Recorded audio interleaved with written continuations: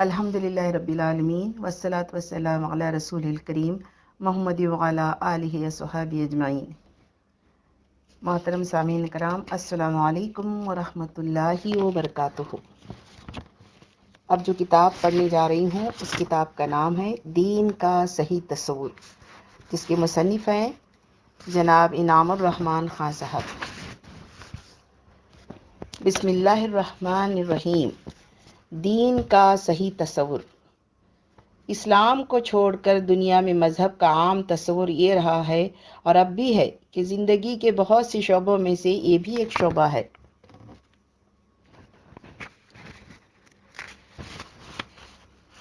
یا دوسرے الفاظ میں یوں کہہ سکتے ہیں کہ چند عقائد اور چند عبادات اور چند رسوم کا نام مذہب ہے۔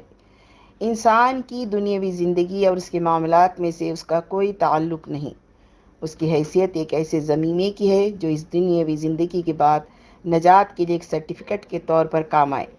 مذہب کا تعلق بس اس رشتے سے ہے جو انسان اور اس کے معبود کے درمیان ہے۔ جس شخص کو نجات کے اونچے مرتبے حاصل کرنا ہو، اس کے لیے تو ضروری ہے کہ دنیا اور اس کے معاملات سے بے تعلق ہو کر پوجا پاٹ، ذکر و شغل اور مذہبی رسوم میں مشغول ہو جائے۔ مگر جو شخص اتنے اونچے مرتبے نہ چاہتا ہو بلکہ صرف نجات چاہتا ہو، تو ساتھ ہی یہ خواہش بھی رکھتا ہو کہ اس کے معبود کی نظر عنایت اس پر رہے اور وہ دنیاوی معاملات میں اسے برکت عطا کرتا رہے، اس کے لیے بس اتنا کافی ہے کہ اپنی دنیاوی زندگی کے ساتھ مذہبی رنگ کی کچھ چیزوں کو بھی لگائے رکھے۔ دنیا کے سارے کام اپنے ڈھنگ پر چلتے رہیں اور ان کے ساتھ چند مذہبی رسموں کو ادا کر کے معبود کو بھی خوش کیا جاتا رہے۔ مذہبی دنیا میں عام طور پر یہ خیال رہا ہے اور اب بھی ہے کہ انسان کا تعلق خود اپنی ذات سے، دوسرے انسانوں سے اور اپنے آس پاس کی ساری دنیا سے ایک الگ چیز ہے، اور اس کا تعلق اپنے معبود سے ایک دوسری چیز۔ ان دونوں چیزوں کا ایک دوسرے سے کوئی تعلق نہیں ہے۔ اوپر جو بیان کیا گیا یہ مذہب کا جاہلی تصور ہے اور کبھی اس تصور کی بنیاد پر تہذیب و تمدن کی عمارت نہیں بن سکی۔ ظاہر ہے کہ جو عقیدہ صرف چند مذہبی رسمیں سکھاتا ہو، وہ پوری تہذیب کا بوجھ کس طرح سہار سکتا ہے؟ یہی وجہ ہے کہ دنیا میں ہر جگہ مذہب اور تہذیب و تمدن ایک دوسرے سے علیحدہ رہے ہیں۔ سچے مذہبی لوگ اپنی نجات کی فکر میں دنیا سے الگ رہے اور دنیا کے معاملات کو دنیا والوں نے اپنی خواہشات اور اپنے تجربات کی بنا پر جس طرح چاہا چلایا، اور اس کے ساتھ اگر ضرورت سمجھی تو اپنے معبود کو خوش کرنے کے لیے کچھ مذہبی رسمیں بھی ادا کرتے رہے۔ مذہب چونکہ ان کی زندگی کا اصل مسئلہ نہیں رہا بلکہ محض ایک ضمیمہ کی حیثیت سے لگا رہا، زندگی کی پوری کتاب کا مضمون و موضوع تو ایک طرح کا رہا اور اس کے ساتھ بالکل دوسرے مضمون کے چند ورق لگا دیے گئے۔ اسی لیے یہ ضمیمہ یعنی کتاب کے آخر میں لگے ہوئے چند ورق، جن میں کچھ دعاؤں، کچھ رسموں اور کچھ تمناؤں کے سوا کچھ بھی درج نہیں تھا۔ ہر قسم کی سیاسی ظلم و ستم، ہر طرح کی معاشی لوٹ کھسوٹ، ہر قسم کی معاشرتی اونچ نیچ، ہر قسم کی تمدنی بے اعتدالیوں کے ساتھ جڑا رہا۔ اس نے ٹھگی اور قزاقی کا بھی ساتھ دیا، جہاں سوزی اور غارت گری کا بھی، سود خواری اور قارونیت کا بھی، بدکاری اور قحبہ گری کا بھی، اور ہر شخص آنکھوں سے دیکھ سکتا ہے کہ یہ دعا گو مذہب آج بھی ان سب چیزوں کا ساتھ ہی نہیں دے رہا بلکہ ان کا خدمتگار بنا ہوا ہے۔ آج بھی ان سب چیزوں کا ساتھ ہی نہیں دے رہا بلکہ ان کا خدمتگار بنا ہوا ہے۔ مذہب کا اسلامی تصور۔ جس غرض سے دنیا کے ہر حصے اور ہر قوم میں انبیاء بھیجے جاتے رہے اور آخر میں جس غرض سے محمد عربی صلی اللہ علیہ وسلم بھیجے گئے، وہ اس کے سوا کچھ نہ تھا کہ مذہب کے اس محدود اور جاہلی تصور کو مٹا کر ایک صحیح، معقول اور دل لگتا تصور پیش کرے، اور صرف پیش ہی نہ کریں بلکہ اسی تصور اور اسی عقیدے کی بنیاد پر تہذیب و تمدن کا پورا نظام قائم کر دیں۔ آپ نے پورے زور کے ساتھ بتایا کہ مذہب اگر انسان کی زندگی کا صرف ایک شعبہ یا پوری کتاب زندگی کا محض ایک ضمیمہ ہے تو بالکل بے معنی ہے۔ ایسی بے معنی چیز کو دین و مذہب کہنا ہی غلط ہے۔ حقیقت میں دین وہ ہے جو زندگی کا ایک جزو نہیں بلکہ تمام زندگی ہو، زندگی کی روح اور اس کو حرکت میں لانے والی طاقت ہو، صحیح اور غلط کو بتانے والی کسوٹی ہو، زندگی کے ہر میدان میں ہر قدم پر سیدھے راستے اور ٹیڑھے راستوں کے درمیان فرق کر کے دکھائے، ٹیڑھے راستوں سے بچائے اور سیدھے راستے پر آگے بڑھنے کی طاقت بخشے۔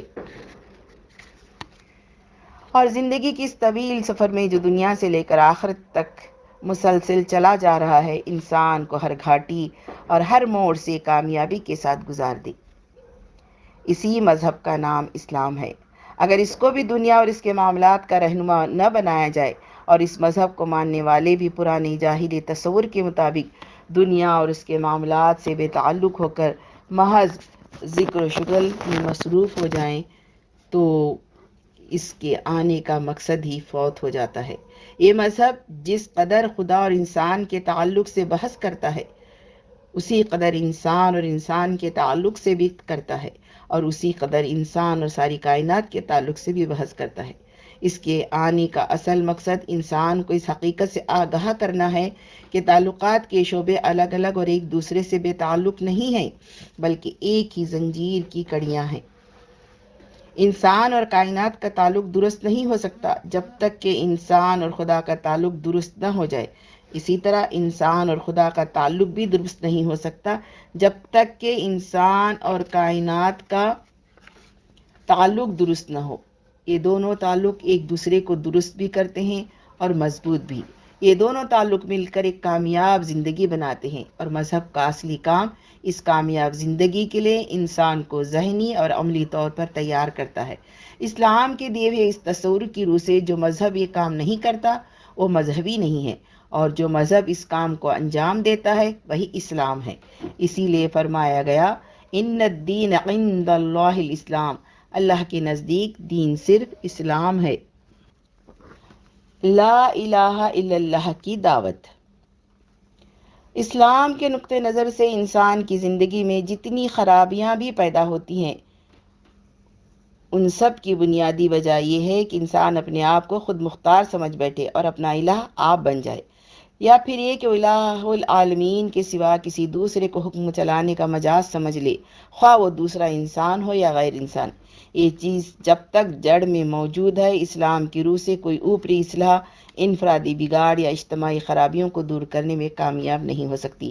اسی لیے اسلام سب سے پہلے انسان کے دماغ سے خود مختاری کی ہوا کو نکالتا ہے اور اسے بتاتا ہے کہ تو جس دنیا میں رہتا ہے وہ در حقیقت بے بادشاہ کی سلطنت نہیں ہے، بلکہ اس کا ایک بادشاہ موجود ہے، اور اس کی بادشاہی نہ تیرے تسلیم کرنے کی محتاج ہے، نہ تیرے مٹانے سے مٹ سکتی ہے، نہ تو اس کی سلطنت سے نکل کر کہیں جا سکتا ہے۔ لہٰذا عقل اور حقیقت پسندی کا تقاضا یہ ہے کہ سیدھی طرح اس کے حکم کے آگے سر جھکا دے اور فرما بردار بن کر رہے۔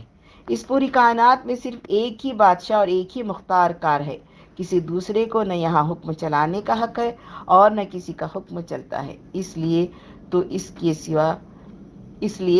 کے سوا کسی کا بندہ نہ بن، کسی کا حکم نہ مان، کسی کے آگے سر نہ جھکا۔ یہاں کوئی سرکار، کوئی انداتا، کوئی دعائیں سننے والا اور کوئی فریاد کرنے والا فریاد رس نہیں ہے۔ کسی کے پاس اقتدار کی کنجیاں نہیں ہیں۔ زمین سے آسمان تک سب بندے ہی بندے ہیں۔ رب اور مولا صرف ایک ہے۔ لہٰذا تو ہر غلامی اور ہر اطاعت و پابندی سے انکار کر دے اور اسی ایک کا غلام اور فرمانبردار بن جا۔ توحید کی پکار کوئی ایسا مذہبی عقیدہ نہیں ہے جس کا تعلق صرف مذہبی آداب و رسوم سے ہو اور زندگی کے دوسرے معاملات سے اس کا کوئی تعلق نہ ہو، بلکہ اس سے اجتماعی زندگی کا وہ پورا نظام جو انسان کی خود مختاری یا اللہ کے سوا کسی اور کی حاکمیت و الوہیت کی بنیاد پر بنا ہو، جڑی بنیاد سے اکھڑ جاتا ہے اور توحید کی بنیاد پر ایک نئی عمارت تیار ہوتی ہے۔ آج دنیا ہمارے مؤذن کو اشہد ان لا الہ الا اللہ کی پکار لگاتے ہوئے اس لیے ٹھنڈے پیٹوں سن لیتی ہے کہ نہ پکارنے والا جانتا ہے کہ کیا پکار رہا ہوں، نہ سننے والوں کو اس میں کوئی مقصد اور ارادہ نظر آتا ہے۔ لیکن اگر یہ معلوم ہو جائے کہ اس اعلان کا مقصد یہ ہے اور اعلان کرنے والا جان بوجھ کر یہ اعلان کر رہا ہے کہ میرا کوئی بادشاہ و فرما روا نہیں ہے، کسی کا حکم میرے لیے حکم نہیں، کوئی رواج اور کوئی رسم مجھے تسلیم نہیں، کسی کی امتیازی حقوق، کسی کی ریاست، کسی کا تقدس، کسی کی اختیارات میں نہیں مانتا، ایک اللہ کے سوا میں سب سے منحرف ہوں، تو آپ سمجھ سکتے ہیں کہ اس پکار کو کہیں بھی ٹھنڈے پیٹوں برداشت نہیں کیا جا سکتا۔ یہی وہ بات ہے جسے ڈاکٹر علامہ اقبال نے اس طرح بیان کی ہے: الفاظ و معنی میں تفاوت نہیں لیکن ملا کی اذاں اور مجاہد کی اذاں اور۔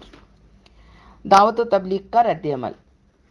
یہی صورت اس وقت پیش آئی جب رسول کریم صلی اللہ علیہ وسلم نے یہ آواز بلند کی۔ پکارنے والے اور سننے والے دونوں خوب سمجھتے تھے کہ اس پکار کا کیا مطلب ہے، اسی لیے جس پہلو سے اس پکار کی چوٹ پڑتی تھی وہ تل ملا جاتا تھا۔ پجاریوں کو اپنی مذہبی اجارہ داری کے لیے اس میں خطرہ نظر آیا، رئیسوں کو اپنی ریاست کے لیے، ساہوکاروں کو اپنی ساہوکاری کے لیے، نسل پرستوں کو اپنی نسلی برتری کے لیے اور قوم پرستوں کو اپنی قومیت کے لیے۔ غرض ہر بت کے پجاری کو اپنے بت کے ٹوٹنے کا خطرہ اس ایک آواز میں نظر آیا، اور وہ سب لوگ جو آپس میں لڑا کرتے تھے اس آواز کو دبانے کے لیے ایک ہو گئے۔ اس حالت میں صرف وہی لوگ محمد صلی اللہ علیہ وسلم کی طرف آئے جو حقیقت کو سمجھنے اور اس کے آگے سر جھکانے کی صلاحیت رکھتے تھے، جن کے اندر صداقت پسندی کا وہ جوہر موجود تھا کہ جب ایک چیز کے متعلق جان لیں کہ حق یہ ہے تو اس کی خاطر آگ میں کودنے اور موت سے کھیلنے کے لیے تیار ہو جائیں۔ ایسے ہی لوگوں کی اس دعوت کے لیے ضرورت تھی۔ کسی کا روزگار چھوٹا، کسی کو گھر والوں نے نکال دیا، کسی کے عزیز دوست آشنا سب چھوٹ گئے، کسی پر مار پڑی، کسی کو قید میں ڈالا گیا، کسی کو تپتی ہوئی ریت پر گھسیٹا گیا، کسی کی آنکھ پھوڑ دی گئی، کسی کا سر پھاڑ دیا گیا، کسی کو عورت، مال، حکومت اور ہر ممکن چیز کا لالچ دے کر خریدنے کی کوشش کی گئی۔ یہ سب چیزیں آئیں، ان کا آنا ضروری تھا، اور جب بھی یہ دعوت اپنے صحیح مزاج کے ساتھ اٹھے گی اس کے علمبرداروں کی تواضع انہی چیزوں سے ہوگی۔ اس کے بغیر یہ دعوت نہ مضبوط ہو سکتی ہے اور نہ اس طرح پھیل سکتی ہے کہ ہر حق پسند آدمی کے دل کی کھڑکیاں اس کے لیے کھل جائیں۔ اثرات و نتائج۔ ایک صداقت پر اس طرح ایمان لانے کا ایمان لانے والا ایمان کے تمام تقاضے پورے کرنے اور ہر خطرے سے ٹکرا جانے کا ارادہ کر کے ایمان لائے۔ پہلا فائدہ یہ تھا کہ کچے کیریکٹر اور کمزور ارادہ رکھنے والے لوگ اس طرف آ ہی نہ سکتے تھے۔ جو بھی آیا وہ نسل آدم کا بہترین جوہر تھا۔ سچے اور جاندار آدمیوں کو ناکارہ آدمیوں سے چھانٹ کر الگ نکال لینے کی اس کے سوا کوئی تدبیر نہیں ہو سکتی تھی کہ جو بھی آئے وہ اس بھٹی میں سے گزر کر آئے۔ اس کا نتیجہ یہ ہوا کہ ان میں صحیح اسلامی ذہنیت پیدا ہوتی گئی، ان کے اندر خالص اسلامی کیریکٹر پیدا ہوا، ان کی خدا پرستی میں خلوص آتا اور بڑھتا گیا۔ مصائب کی اس تربیت گاہ میں اسلامی کیفیت کا طاری ہونا ایک قدرتی بات تھی۔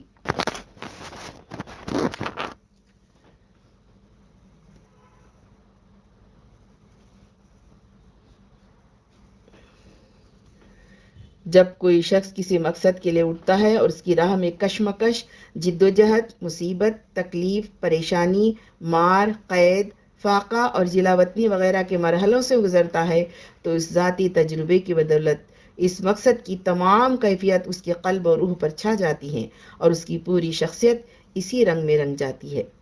ایک طرف آنے والوں کی تربیت اس طرح ہو رہی تھی، دوسری طرف اس کشمکش کی وجہ سے اسلام کی دعوت پھیل بھی رہی تھی۔ جب لوگ دیکھتے تھے کہ چند انسان ستائے اور پیٹے جا رہے ہیں تو خواہ مخواہ ان کے اندر یہ معلوم کرنے کا شوق پیدا ہوتا تھا کہ آخر یہ سارا ہنگامہ ہے کس لیے، اور جب انہیں معلوم ہوتا تھا کہ زن، زر، زمین کسی چیز کے لیے بھی نہیں ہے، کوئی ان کی ذاتی غرض نہیں ہے، یہ اللہ کے بندے صرف اس لیے پٹ رہے ہیں کہ ایک چیز کی سچائی ان پر کھل گئی ہے، تو ان کے دل میں آپ سے آپ یہ جذبہ پیدا ہوتا تھا کہ اس سچائی کو معلوم کریں کہ آخر وہ کیا چیز ہے جس کے لیے یہ لوگ ایسی مصیبتیں برداشت کر رہے ہیں۔ پھر جب انہیں معلوم ہوتا ہے کہ وہ چیز ہے لا الہ الا اللہ، اور اس سے انسانی زندگی میں اس طرح کا انقلاب پیدا ہو جاتا ہے اور اس دعوت کو لے کر کے ایسے لوگ اٹھتے ہیں جو محض صداقت کی خاطر دنیا کے سارے فائدوں کو ٹھکرا دیتے ہیں اور جان و مال اولاد ہر چیز کو قربان کر رہے ہیں، تو ان کی آنکھیں کھل جاتی تھیں اور یہی سچائی ایک تیر کی طرح جا کر ان کے دل پر بیٹھی تھی۔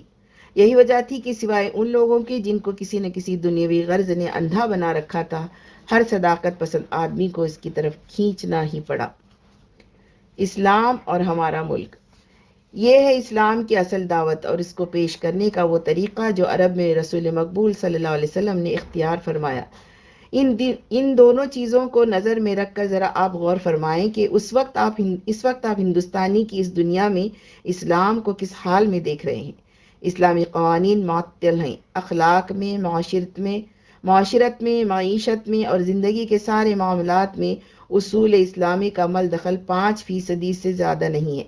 غیر اسلامی ماحول، غیر اسلامی تربیت اور غیر اسلامی تعلیم نے دلوں اور دماغوں کو بدل کر رکھ دیا ہے۔ آنکھیں بظاہر دیکھتی ہیں لیکن ان کا زاویہ نظر بدل گیا ہے، زبان بولتی ہے لیکن اس کے طرز اور مقصد میں فرق آ گیا ہے۔ یہ اس ہندوستان کا حال ہے جس کی گود میں ایسے ایسے اولیاء اللہ اور مجاہدین فی سبیل اللہ موجود رہے ہیں، جن کے وجود سے اور جن کے کارناموں سے اسلام کی تاریخ جگمگا رہی ہے۔ اور آج بھی اس ملک کے اندر اس ملت کی گود میں ایسے ایسے چہرے موجود ہیں کہ اگر ان کو چمکنے کا موقع ملے تو اس اندھیرے میں آج بھی اجالا ہو سکتا ہے۔ ایک طرف تو اسلامی نقطہ نگاہ سے حالات اس قدر ابتر اور مایوس کن ہیں، دوسری طرف یہ بھی ماننا پڑے گا کہ اس ملک میں رسول اللہ کی نام لیوا یہ ملت نیم جان چاہے ہو گئی ہو لیکن بے جان نہیں ہوئی ہے۔ مکان گرم ہے، آگ گو بجھ گئی ہے۔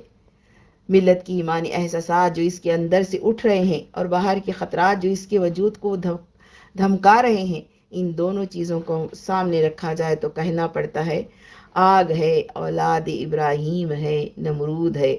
آگ ہے اولاد ابراہیم ہے نمرود ہے، کیا کسی کو پھر کسی کا امتحان مقصود ہے؟ اس گئی گزری حالت میں بھی بے شمار دینی درسگاہیں اور مدرسے اپنا کام کر رہے ہیں۔ یہی افلاس کی ماری ہوئی اور ایمانی تقاضوں سے غافل امت اتنے بڑے بڑے تعلیمی ادارے چلا رہی ہے جن کا سالانہ بجٹ لاکھوں روپیہ ہوتا ہے۔ آج بھی اس ملت میں ایسے افراد پائے جاتے ہیں جن کے تقوی و طہارت کی قسم کھائی جا سکتی ہے۔ بے شمار اہل ایمان اپنا گھر بار چھوڑے ہوئے دین کی خاطر حرکت و عمل میں مصروف ہیں۔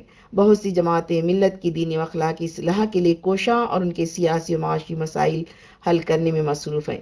خدا کے فضل و کرم سے مسجدیں دن بدن آباد ہوتی جا رہی ہیں، گاؤں گاؤں دینداری کے چرچے پھیل رہے ہیں۔ اللہ ان سب کوششوں کو قبول فرمائے۔ یہ سب کچھ ہو رہا ہے، مگر کیا بات ہے کہ وہ نقشہ سامنے نہیں آتا جو دعوت دینی کا خاصہ ہے۔ حالانکہ جب بھی اسلام کی دعوت اپنی مکمل شکل میں اٹھی ہے، دنیا کے سامنے وہی آزمائشوں اور مصائب کا نقشہ سامنے آ گیا ہے۔ بگاڑ کے وجوہ غور کیا جائے تو اس کی دو وجہیں سمجھ میں آتی ہیں۔ ایک خواص میں بگاڑ، ایک تو یہ کہ مصلحین ملت دور سے نظر آنے والے اوپری بگاڑ پر نظریں جما لیتے ہیں اور اس کے سدھار میں مصروف ہو جاتے ہیں۔ عقیدے کا بگاڑ اور عمل کی خرابیاں بے شک عوام میں پائی جاتی ہیں، وہمی باتوں اور ٹونے ٹوٹکے میں یقیناً عوام ہی مبتلا ہیں۔ کوئی شک نہیں کہ وہ عوام ہی ہیں جن کو کلمہ تک یاد نہیں۔ ان بیچاروں کو یہ بھی نہیں معلوم کہ مسلمان کس کو کہتے ہیں اور مسلمان کو کیسا ہونا چاہیے۔ سینما کے ٹکٹ گھر پر جو بھیڑ نظر آتی ہے وہ بھی عوام ہی ہیں۔ جوئے خانوں میں اور بازار کے چوراہوں پر جو گالی گلوچ میں مصروف ہیں وہ بھی عوام ہی ہیں۔ یا اور اس طرح کی وہ 20 خرابیاں عوام ہی میں موجود ہیں جن کو ہر مبلغ اور ہر واعظ دینی درد میں ڈوب کر بیان کرتا ہے۔ لیکن اس سے یہ سمجھ لینا کہ ساری خرابیاں بس عوام کے اندر ہیں اور اس ملت کے خواص پوری طرح صحت مند ہیں، صحیح نہیں ہے۔ اگر صحیح علاج کے لیے صحیح تشخیص ضروری ہے تو ہمارے مصلحین کو اس سے زیادہ گہرائی میں جا کر دیکھنا ہوگا کہ بگاڑ کا اصل سرچشمہ کہاں ہے۔ اور جب وہ اس طرح غور کریں گے تو انہیں نظر آئے گا کہ عوام جن کا رونا ہر شخص روتا ہے بیچارے بگاڑ کے مارے ہوئے ہیں، بگاڑ کو پیدا کرنے والے ہرگز نہیں ہیں۔ ہمیشہ قوم میں دو طبقے ہوا کرتے ہیں، ایک طبقہ عوام کا اور دوسرا طبقہ خواص کا۔ جس شخص نے بھی قوموں اور ملتوں کو بگاڑنے یا سدھارنے والے اسباب کا اور اس نظر سے تاریخ کا مطالعہ کیا ہوگا، وہ اس نتیجے پر پہنچے گا کہ بگاڑ ہو یا سدھار ہمیشہ اونچے یعنی خواص کے طبقے سے شروع ہوتا ہے۔ بات یہ نہیں ہے کہ بگاڑ یا سدھار نیچے سے شروع ہو کر بلندی تک پہنچتا ہو، بلکہ واقعہ یہ ہے کہ یہ دونوں چیزیں اوپر سے شروع ہوتی ہیں اور آہستہ آہستہ نیچے تک چھا جاتی ہیں۔ یہ ایسی بات ہے جس کی صداقت پر تاریخ عالم بھی گواہ ہے اور قرآن بھی۔ اب ہمارے مصلحین یہ سمجھتے رہے اب اگر ہمارے مصلحین یہ سمجھتے رہے کہ سارا بگاڑ عوام میں ہے، بس انہی کو سدھارنے کی کوشش کی جائے اور خواص میں سب خیریت ہے، تو نہ تشخیص صحیح ہوگی، نہ علاج کی تدبیریں کارگر ہوں گی۔ اگر علاج کی ساری ہمہ ہمی محض ثواب کی خاطر نہیں ہے، بلکہ ثواب کے ساتھ ہی اس علاج کا مقصد یہ بھی ہے کہ مریض صحت مند ہو، تو تشخیص پر نظر ثانی کر کے طریق علاج کو بدلنا ہوگا اور فساد و بگاڑ کی سرچشمے کو پاٹنا ہوگا، جہاں سے فساد و بگاڑ کے سوتے پھوٹتے ہیں اور پوری امت کو ترکیے دے رہے ہیں۔ اگر اس طرح قرآن کے بتائے ہوئے طریقے سے دیکھا جائے تو کیا عجب کہ انہی میں سے بہت سے لوگ سب سے پہلے اور سب سے زیادہ علاج کے مستحق قرار پائیں، جو آج علاج کرنے والوں میں پیش ہیں۔ نمبر 2، دین دنیا میں کی تفریق۔ دوسری وجہ ہے کہ مسلمانوں میں ان کے دنیا دار حلقے اور دیندار حلقے دونوں میں غیر شعوری طور پر مذہب کا وہی دین و دنیا کی تقسیم و علیحدگی کا تصور آ گیا ہے، جس کو مٹانے کے لیے ہمیشہ انبیاء علیہ السلام آتے رہے اور آخر میں دنیا و دین کی تقسیم کو ختم کر کے مکمل دین کا سب سے کامیاب نمونہ رسول اللہ صلی اللہ علیہ وسلم نے پیش کیا۔ کھلی بات ہے کہ اسلام دوسرے مذہبوں کی طرح محض پوجا پاٹ کا مذہب اور چند مذہبی اعمال اور رسموں کا مجموعہ نہیں ہے، بلکہ انسان کی پوری زندگی کے لیے ایک مفصل ہدایت ہے۔ اس میں عقائد، عبادات اور عملی زندگی کے اصول و قواعد الگ الگ چیزیں نہیں ہیں، بلکہ ان سب میں ویسا ہی ربط و تعلق ہے جیسا ایک زندہ جسم کے مختلف اعضاء میں ہوتا ہے۔ آپ کسی زندہ آدمی کے ہاتھ اور پیر کاٹ دیں، آنکھیں اور کان اور زبان جدا کر دیں، معدہ اور جگر نکال دیں اور بس ایک دل اس کے سینے میں رہنے دیں، کیا اس کے بعد بھی یہ باقی بچا ہوا جسم زندہ رہے گا؟ اور اگر زندہ رہا بھی تو کیا وہ کسی کام کا ہوگا؟ ایسا ہی حال اسلام کا ہے۔ عقائد اس کا دل ہیں، وہ طرز فکر، مقصد زندگی اور کسی خیالی عمل کی اچھائی برائی ناپنے والا پیمانہ جو ان عقائد سے پیدا ہوتا ہے اس کا دماغ ہے۔ عبادات اس کے وہ ستون ہیں جن پر وہ کھڑا ہوتا ہے۔ معاشرت، سیاست اور اجتماعی نظم کے وہ اصول جو زندگی کے لیے اسلام نے پیش کیے ہیں، وہ اس کے لیے معدہ اور جگر اور دوسرے اعضاء رئیسہ کا حکم رکھتے ہیں۔ دین کو دنیا سے الگ کر لینے کے بعد یہ تمام حصے جڑے ہوئے نہیں رہ سکتے، اور ان کے الگ الگ ہو جانے کے بعد اسلام کا بھی وہی حشر ہونا چاہیے جو ایک زندہ جسم کے ہاتھ، پاؤں اور گوشت و زبان کاٹ لینے کے بعد ہوگا۔ یہ اپنی زندگی کو دنیاوی زندگی اور مذہبی زندگی کے دو خانوں میں بانٹ دینے ہی کا نتیجہ ہے کہ اسلام کے ان مختلف اجزاء کا ایک دوسرے سے کوئی تعلق نہیں رہا ہے۔ دماغ اور پھیپھڑوں اور معدہ اور جگر سب کا فعل خراب ہو گیا ہے، اور قلب بھی کچھ نہ کچھ اس زہر سے متاثر ہوا ہے۔ یہ تو اس زبردست قلب کی غیر معمولی طاقت ہے کہ نہ صرف خود زندہ ہے بلکہ بچے کھچے اعضاء کو بھی کسی نہ کسی طرح چلائے جا رہا ہے۔ عمل کو جب بھی عقیدے سے بے تعلق کر دیا جائے گا، عقیدہ بھی مرجھانے سے نہیں بچے گا۔ جہاں یہ بات صحیح ہے کہ عقیدہ ہی عمل کا بیج ہے، وہیں یہ بات بھی صحیح ہے کہ عمل سے عقیدے کو توانائی ملتی ہے۔ دونوں ایک دوسرے کو طاقت بخشتے ہیں اور طاقت حاصل بھی کرتے ہیں۔ اگر دونوں کو الگ الگ کر دیا جائے تو دونوں آہستہ آہستہ پسماندہ ہو جائیں گے۔ سوچنے کی بات، یہ جو کچھ عرض کیا گیا اگر صحیح ہے اور قرآن و سیرت رسول گواہ ہے کہ صحیح ہے، تو پھر ہم کو پوری ایمانی جرات کے ساتھ تسلیم کرنا چاہیے کہ ہماری اسلام کو اپنانے اور پیش کرنے کا رخ پورا کا پورا وہ نہیں ہے جو رسول مقبول صلی اللہ علیہ وسلم اور ان کے اصحاب کا تھا۔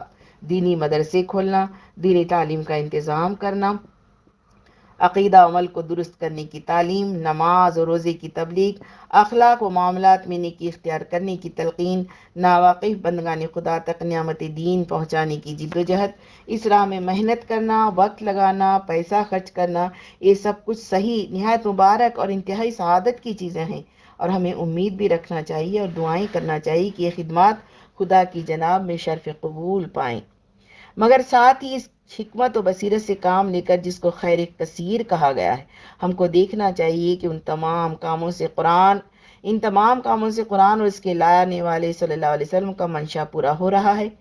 سوال یہ نہیں کہ ہم ایمان و عمل میں قرآن کے معیار اور سیرت پاک کے نمونے پر پورے اترتے ہیں یا نہیں، سوال صرف اس کے رخ کا ہے، ہمارے عمل اور ہماری دینی سرگرمیوں کا ارتقاء کیا اسی رخ پر ہو رہا ہے جس رخ پر اولین اہل ایمان کا ہوا تھا؟ معیار کے اعتبار سے ہم اس مقام تک پہنچنے کا حوصلہ نہیں کر سکتے، لیکن ہمارا رخ تو اس جانب ہونا چاہیے۔ یوں تو انسان کو بڑی طاقت بخشی گئی ہے، وہ اپنی تسکین خاطر کے لیے اپنے ہر عمل پر کسی برگزیدہ دینی اصطلاح کو فٹ کر سکتا ہے، جیسا کہ ہر ترک وطن کو حتیٰ کہ جان و مال کے ڈر سے بھاگ جانے کو بھی ہجرت جیسا معزز لقب دے دیا گیا۔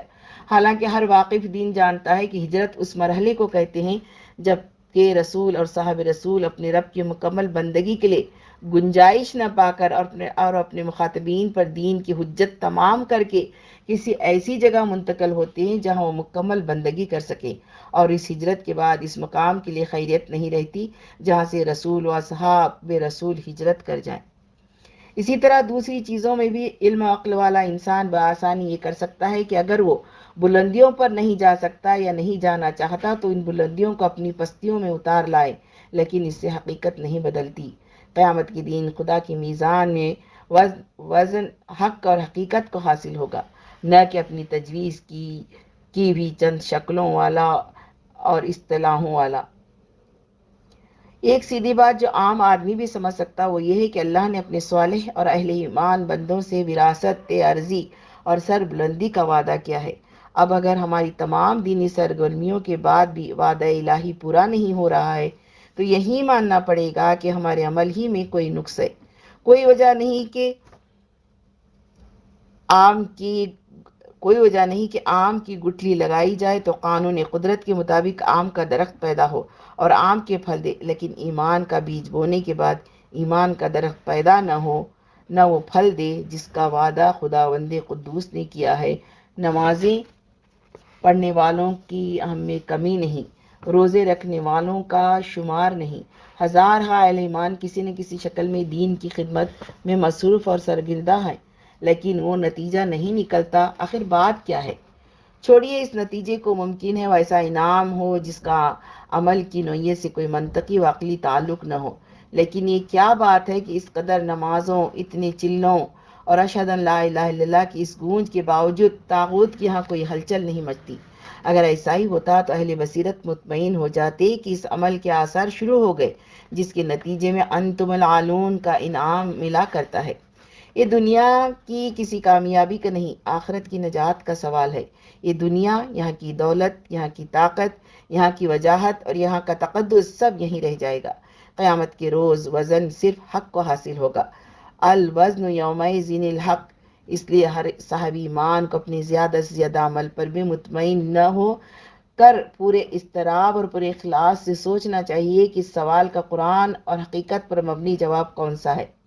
جو اہل ایمان اس طرح مضطرب ہو کر سوچیں گے انہیں خود اپنے باطن میں اس کا جواب مل جائے گا، اور باطن سے یہ جواب حاصل کرنے کے لیے انہیں بیرونی مدد بھی اپنے آس پاس ہی مل جائے گی۔ البتہ جو لوگ اپنی سوچی ہوئی بات کو حرف آخر سمجھتے ہیں اور اپنے عمل سے مطمئن و سیراب ہیں، انہیں کہیں جانے کی ضرورت نہیں ہے۔ ممکن ہے خدا ان کو کسی ایسے مقام پر پہنچا دے جہاں ان کا اطمینان شکست ہو اور ان کے اندر بھی تلاش حق کی طلب پیدا ہو۔ شاید ایسے ہی اطمینان کے نشے میں مست اور اپنے عمل سے خود سیراب ہو جانے والے اصحاب زہد و عبادت سے اقبال نے کہا ہے: انداز بیاں اگرچہ بہت خوب نہیں ہے، شاید کہ اتر جائے تیرے دل میں میری بات، یا وسعت افلاک میں تکبیر مسلسل، یا خاک کی آغوش میں تسبیح و مناجات۔ وہ مذہب مردان خود آگاہ و خدا مست، یہ مذہب ملا و جمادات و نباتات۔ السلام علیکم ورحمۃ اللہ وبرکاتہ.